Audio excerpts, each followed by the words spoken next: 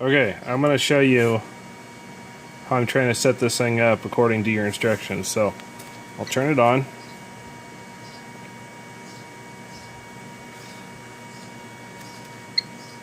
And I have to hit the up key to bring up the menu.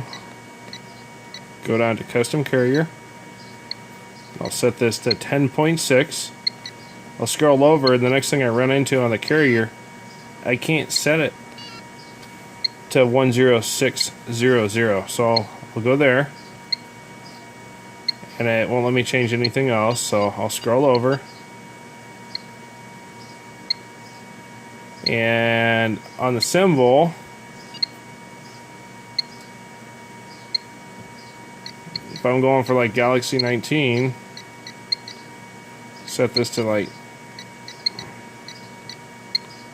200.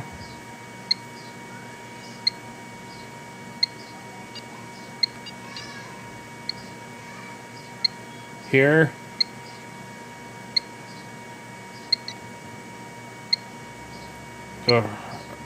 you know, vertical, horizon, whatever. Leave it at 18 volt, normal IQ, save and exit. Now give it a run.